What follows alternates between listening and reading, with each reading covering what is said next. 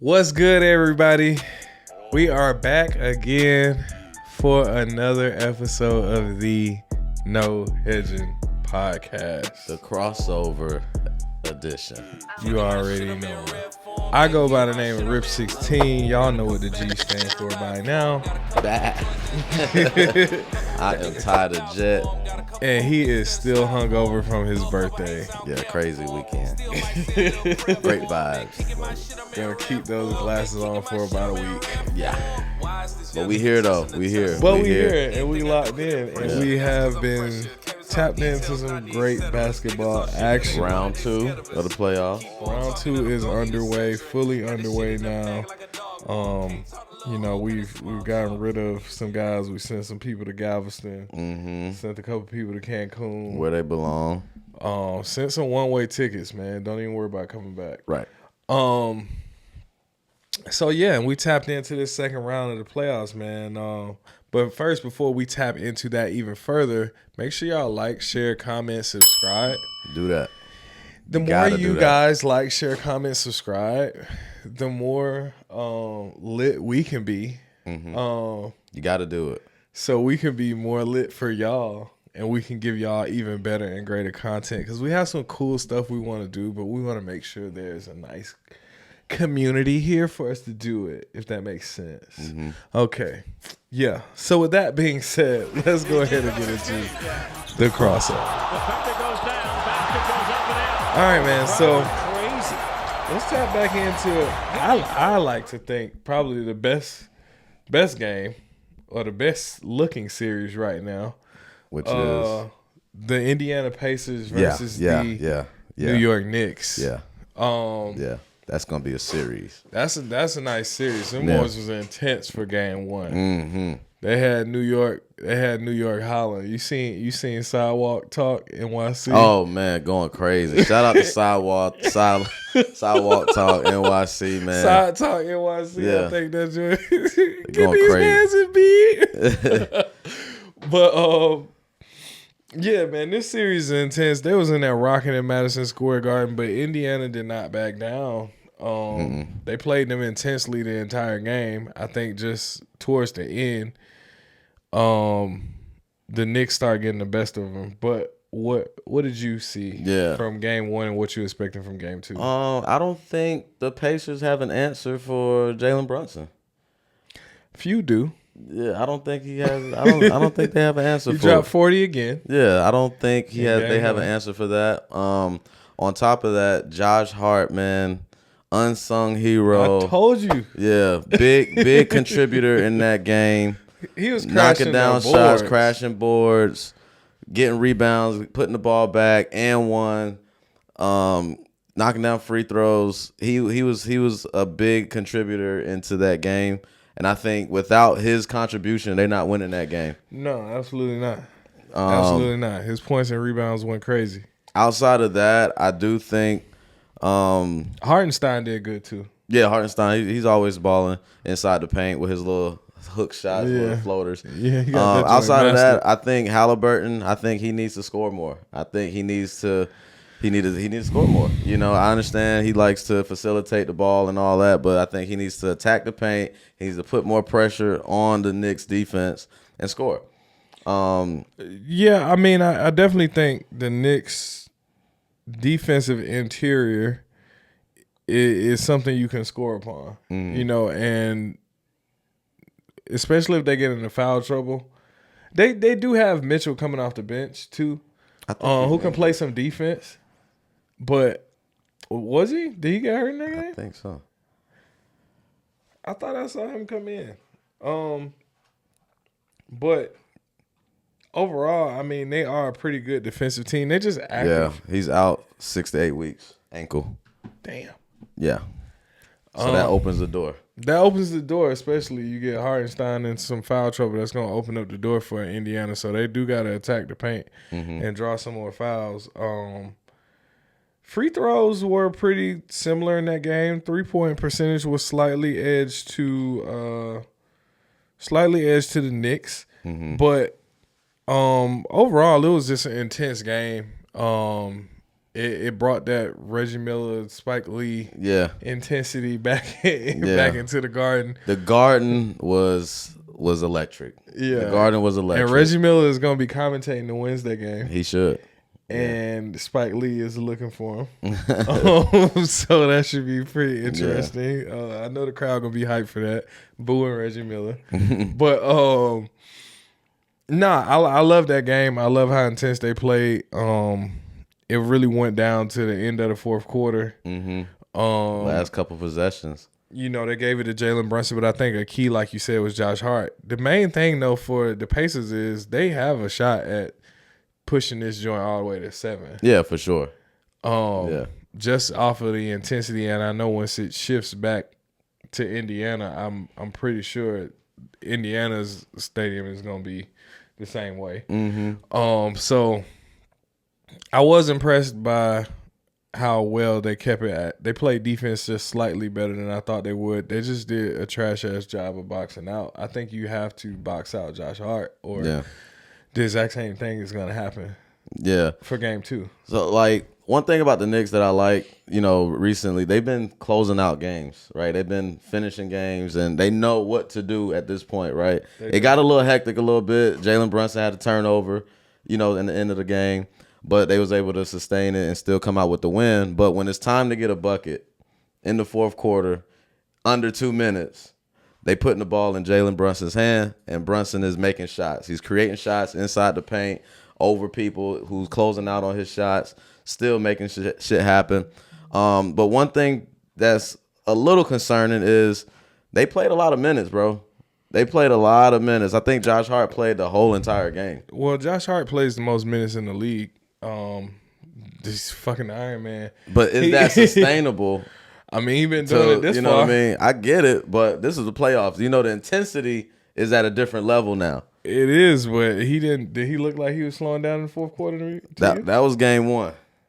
What happens game 2? Are you gonna play another 48 minutes? I mean, we're not talking about no very old guy here. I mean, it's not like he's an old man, you know what I'm saying? But he did not look gassed to me playing in the fourth quarter. He's still boxing out. I think he gets a little tired sometimes, but I mean, at the end of the game, everybody knows the ball is going to Brunson. Yeah. And it's just like, okay, we're handing the ball to Brunson, stop it. And they can't. So Nembhard tried. You know, a few things. He tried to be within his vicinity around his space, but when I seen Jalen Brunson shooting threes in his face and shit, it was like, okay, when he's making that, it's over with. Once he's making that, you can't do nothing with him. Nah. He's too quick. He's too shifty. He's scoring he's a 3-level scorer. He's gonna get to the rim. He's gonna get to the free throw line. He's gonna get to the 3-point line, and he draws probably the most fouls. Him and Giannis draw the most fouls in the league. So, I mean, what do you do? So, I mean, to me, I just feel like the home team definitely has the advantage within this series with the intensity, because the saving grace for Indiana, like you said, is they can score on the interior. They score really fast. Yeah, they push the pace. They play way fast pace. That's why I think that playing all these minutes is concerning, because the way the fast pace offense that they play with in transition is like, damn, is that sustainable? Well, the only reason I'm not ultra concerned about Josh Hart playing all those minutes is because they do have DiVincenzo, who stepped up and played very well. Shout out to DiVincenzo, he made some knocking down very some good shots. Threes, man. He got to the paint. You got OG Anunoby, who's knocked down some nice corner shots. Got to the paint. So they play good team ball, man, especially from the perimeter. They're knocking down their perimeter shots. And plus, it's normal for the playoff basketball to have a short rotation. Like most teams only running like 8 guys in the playoffs. You know what I'm saying?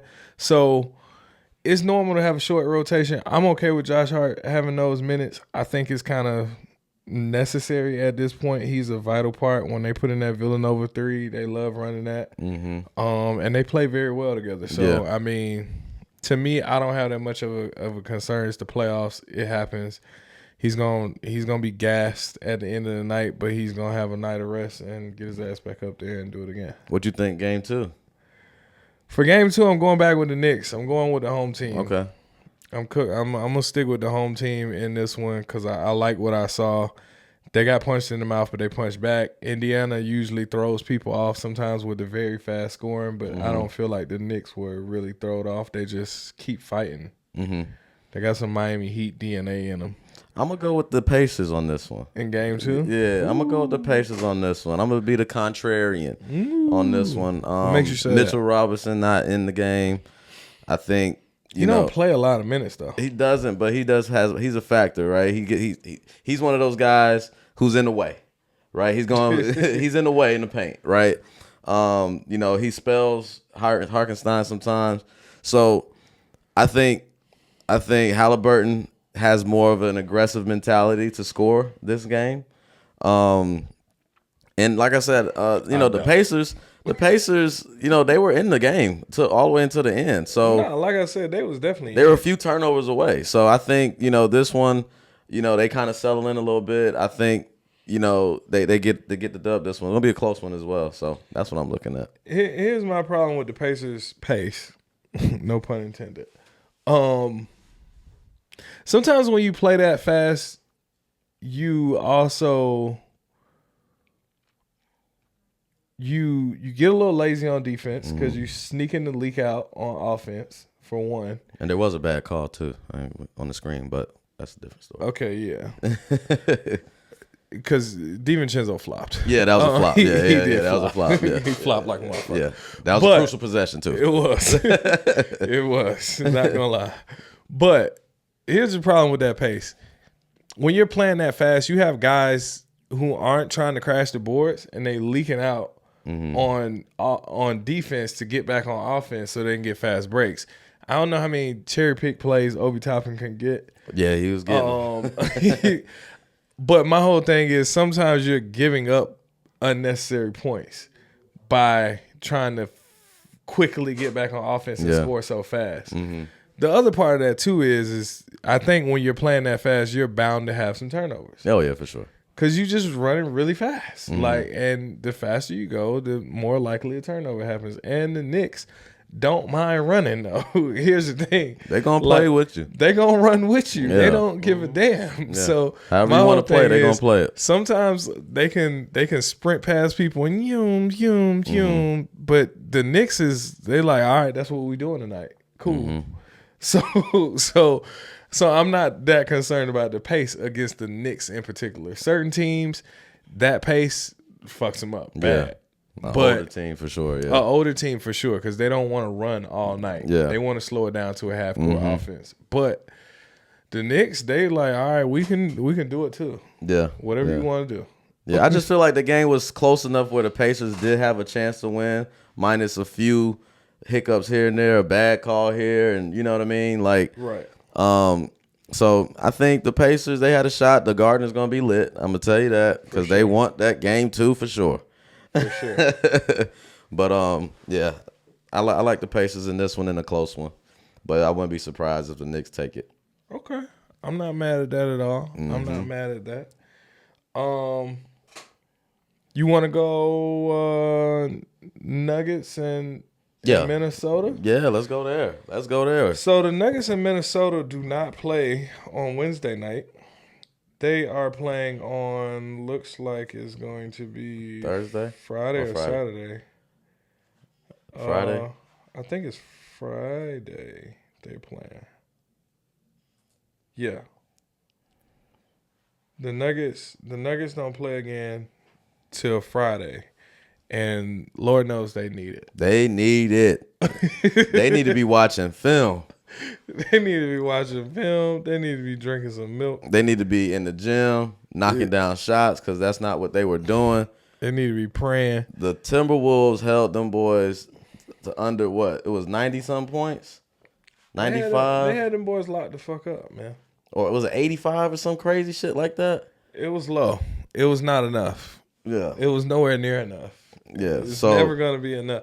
And then they held them to 80 points in game 2. And that's without Rudy Gobert playing. Yeah. Rudy Gobert was at home with his child being born. Mm-hmm.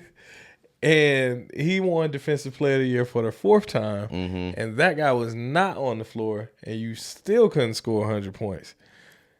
And you gave up 106 in both game 1 and 2. So the Timberwolves defense, fierce. Yeah. Aggressive. Yeah. Active. Yeah. Closing out on everything. Yeah. There's not an open shooter nowhere. Right. They are all over the court. I expected. I Scrappy. think we talked about the Timberwolves defense before the series started, and the Minnesota defense is intense for sure. Like Ant being an athletic guard, he's intense at that position. Then you have the Twin Towers in the paint. You got Defensive Player of the Year, Rudy Gobert. You got the length. Jaden Daniels. You have length. You have very versatile players who can rotate and switch, so you can't just run a screen and switch them onto a favorable matchup all the time. That's going to be difficult playing against Minnesota. So, to me, I did expect the defensive intensity to be up there, and I expected it to be good, but I did not expect them to be dominating the Nuggets. Oh, my God. Especially the Nuggets at home. That game was over at halftime, bro. Right. It was over at halftime early. They was cooked. Yeah. And they got out of hand really quick, which is scary, because Friday they're gonna be in Minnesota.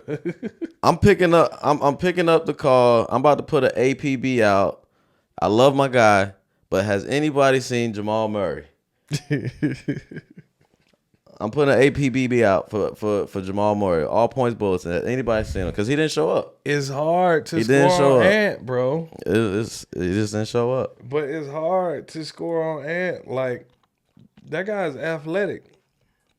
And on both sides. He played both sides of the ball. So it's hard to score on Ant. So I'm not super surprised that Jamal Murray hadn't been killing them. But to me, I'm just like,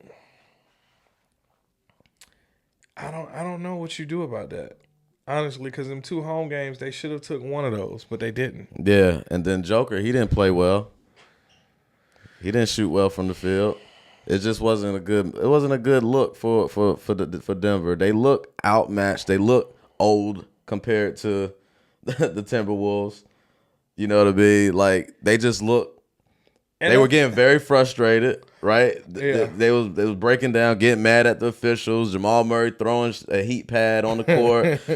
Coach coming on the court. $100K for that. Yeah, coach coming on the court, getting into the referee's face. Like, that is insane. Pissed. Yeah, they were just upset, and that just shows how frustrated they were because of the Timberwolves defense, right? The physicality of the defense. Physicality. Like, the refs let the Timberwolves play, man. You know what I mean? They let them play. And I think in a situation like that, you got to match that. Yeah. You know what I'm saying? You can't be complaining about not getting calls. They're not a small team. Yeah. So, I mean, the Nuggets are not small right. to be pushed around themselves. So, I mean, they like you said, got to match the energy on it.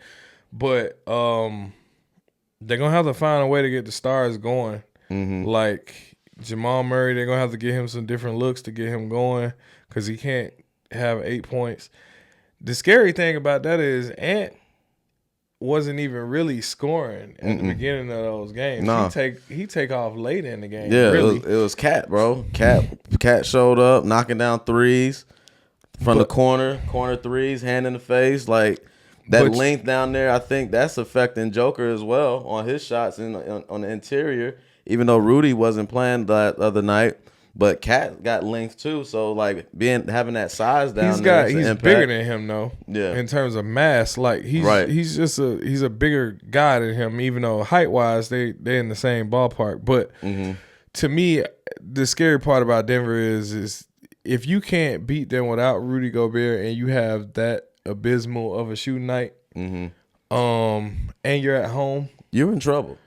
You in serious trouble. Like, to me, it's looking like a 5-game series right about now. Yeah. Five if they go off and have a really good game. Yeah.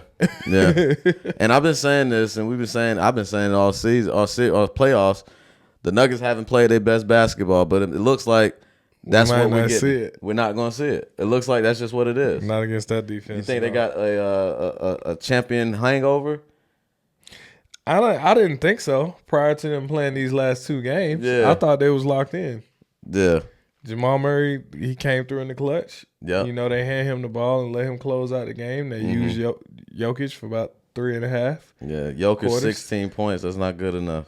No, you got to have more points than 16. You can't have 24 combined points from Jamal Murray and Jokic and win. You're not going to win no games like that. No, not in the playoffs. Mm-mm. Hell no. Maybe you get away with that against some Rudy Poo-ass team in the regular season, but not in the playoffs. Absolutely not. And then, Jaden Daniels, another unsung hero. Michael Porter had 9. He be cooking.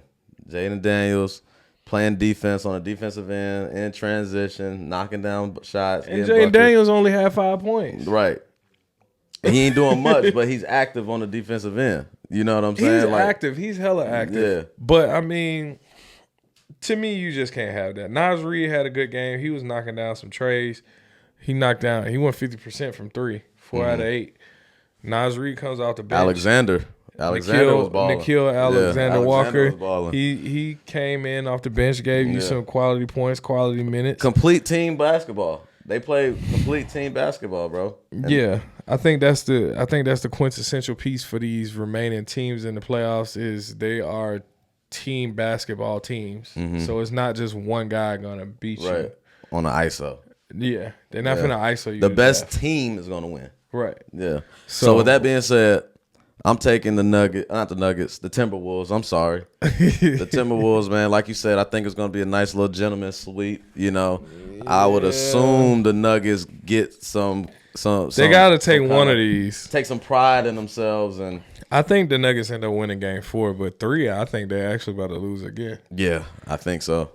Yeah. It's a possibility they win game 3 just because they have that extra day of rest. I guess they're giving them an extra day of rest so that the other series can catch up. Yeah. But hell, Minnesota getting the rest too. Minnesota getting rest too, but they're younger. Younger. Most of the team is younger. And they're going to be at home. So with the way they've been playing, that Timberwolves home game is going to be insane. I'm taking the Timberwolves to win game 3. Yeah, you're right. I'm taking the Wolves too. Especially with how Ant-Man been playing, been knocking down the 3 ball. I think Ant has a really good game. Yeah. I think we're watching Ant develop right in front of us. And I think he's at a point now where he's starting to realize that, they really can't fuck with me. Yeah, one thing that I like about him is he's patient when he's getting his shots, right? And he knows when to get to the line. Because that's a team. And bring the to create contact to get to the free throw line. He doesn't have so much pressure on him to score all the time. Right. Because he knows that the other guys can get some points. Cat can get some points. Yeah. Rudy can roll to the rim and get a oop or get something right around the rim.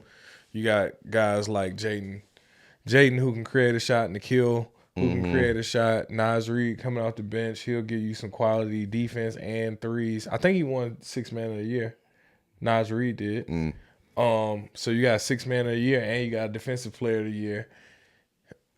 I mean, loaded. Yeah. Stack. So they doing the right thing, and he doesn't have so much pressure to score all the time. So he can start off a game and be kind of slow and get other people and that's going. when Cat goes. And Cat kind of picks going. the game, starts the game off. Ant-Man, he comes in, sprinkle a little bit here and there. Kind of similar to the Nuggets setup. Yeah, but fourth quarter, Ant-Man closing that thing out. Yeah, third, fourth, he taking over in the second half, and he realized they can't fuck with him. Mm-hmm. It's scary. Yeah, Nuggets the whole in trouble. Atlanta is cheering for you, Ant. The Nuggets in trouble. Next game on the slate, we could talk about that one briefly. Cleveland versus Boston. Yeah, we'll be real brief on that. Boston in 4. He said they pulling the brooms out. Yeah, they sweeping them. Boston needs to go ahead and sweep Cleveland, but at the same time, Boston is known for losing a game at home. Yeah, they get lazy, they get complacent. Boston get a little lazy. They do. They stuck around in that game. They really stuck around in that game longer than they should have in game 1. That's the only reason I'm not, gung-ho on saying a sweep. But to me, Boston just lets people back in the games, man. Yeah. They get a little lazy. But I think the key part to them winning that last game, or game 1, was, for one, they were shooting the lights out.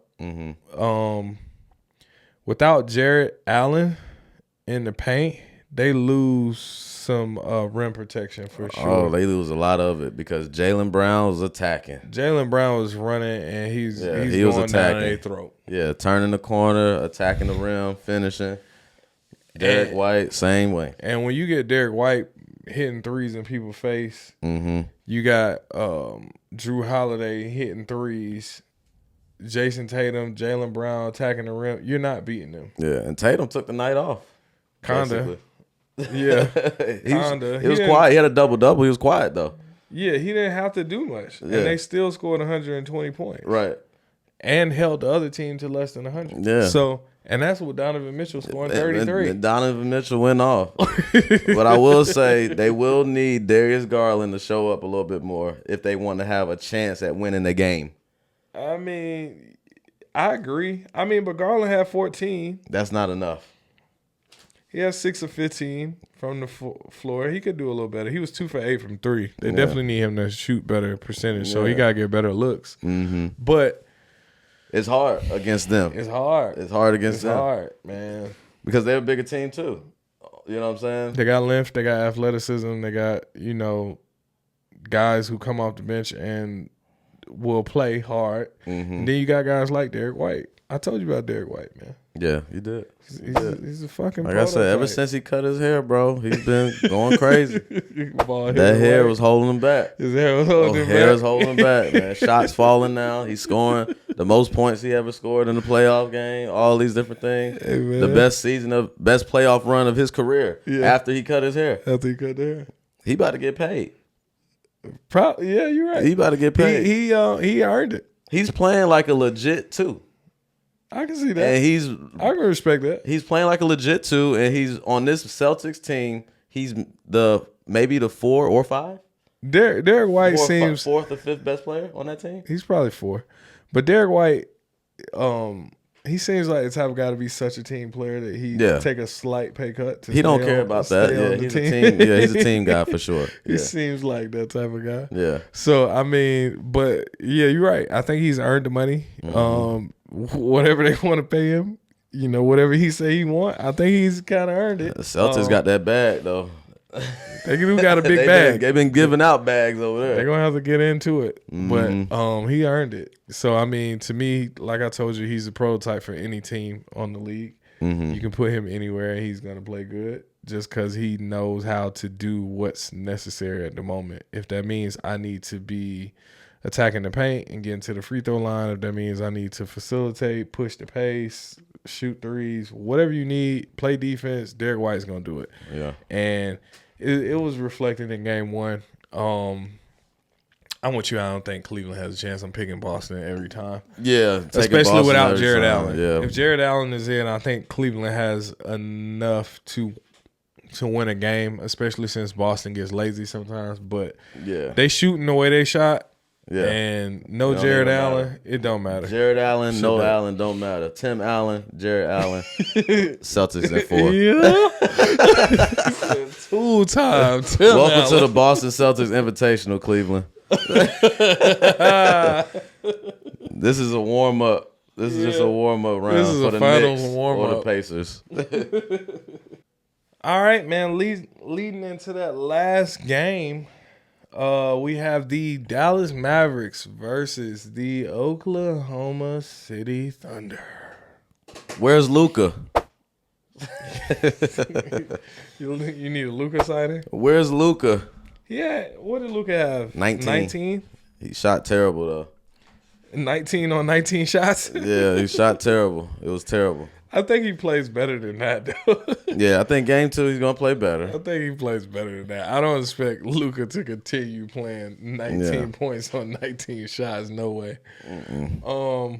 But credit to the Oklahoma City Thunder, man. They are young, resilient, deep. They play as a team. These guys actually like each other. You can tell. They look good on the court, man. I don't really know too many ways about it. Like Shea, he has superstar level talent. For sure.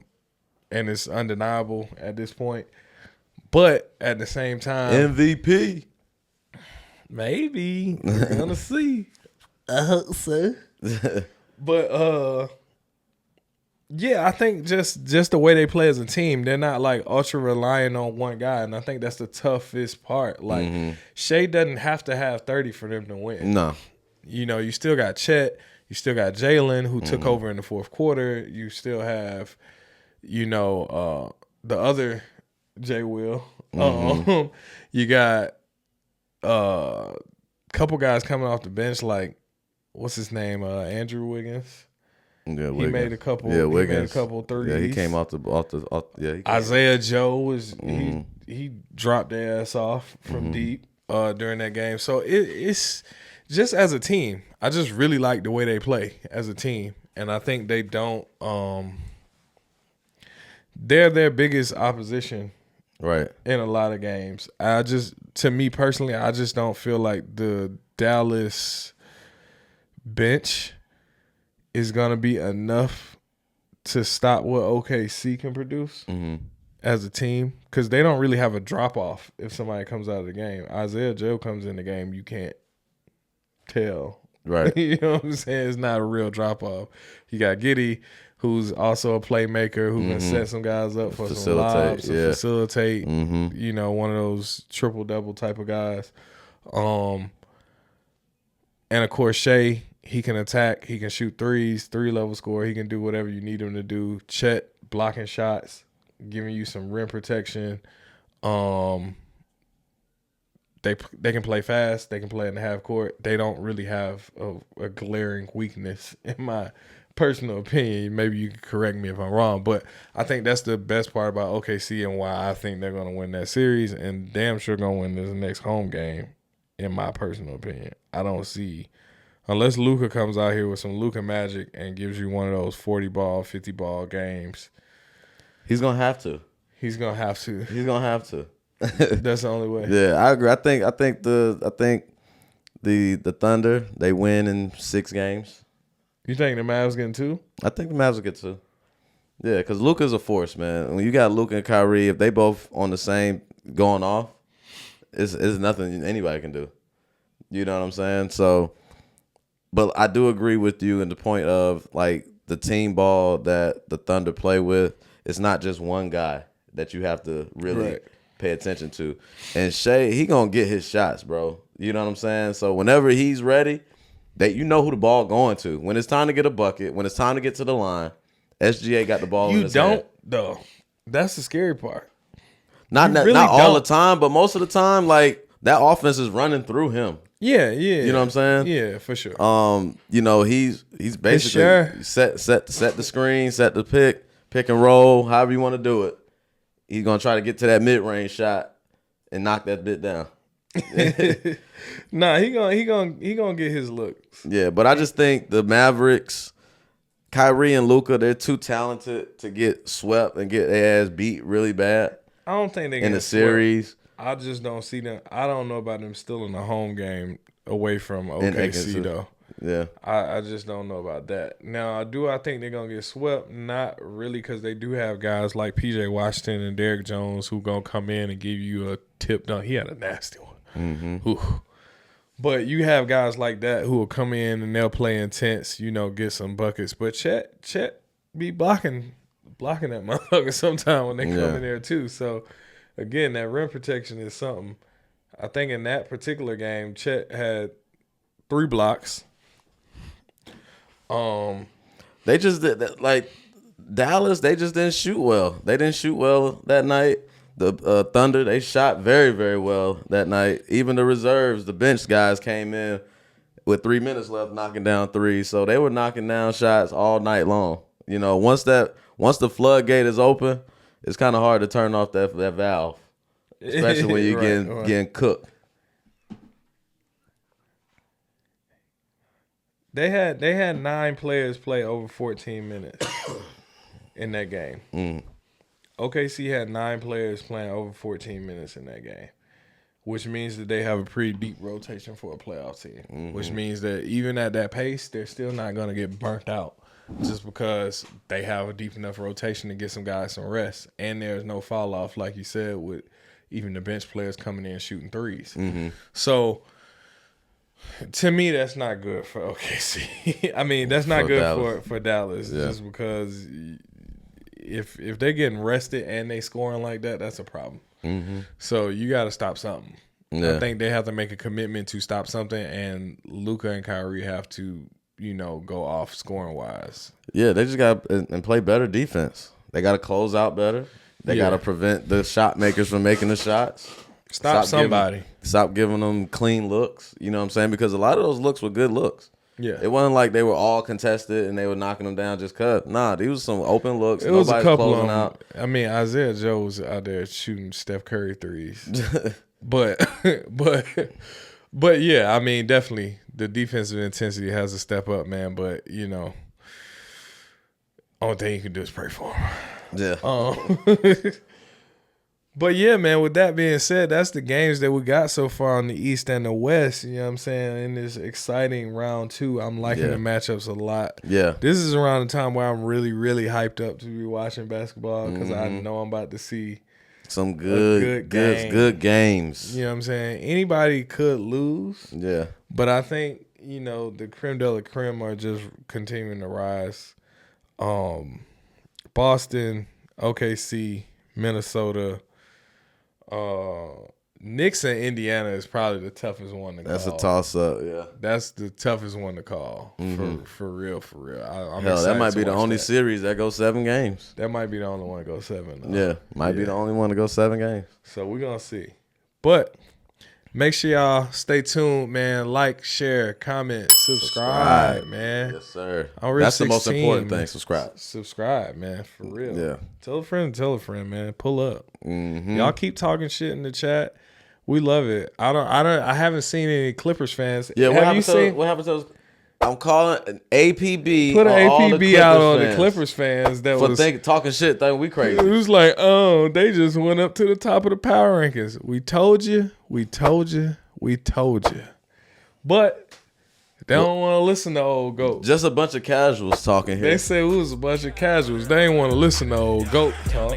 Yeah. GOAT talk is what I do. Come on, man. I told you them boys are too old, feeble. They just ain't have a shot. Yeah, well, now they down in Galveston. Yeah. The G is for Galveston. But yeah, man. Y'all keep showing the love. Show it back. Until next time. We'll hate it right on your ass. Run it out, get it. Young niggas say got a whole lot of money, ain't never seen a young nigga with it. I search up my flow like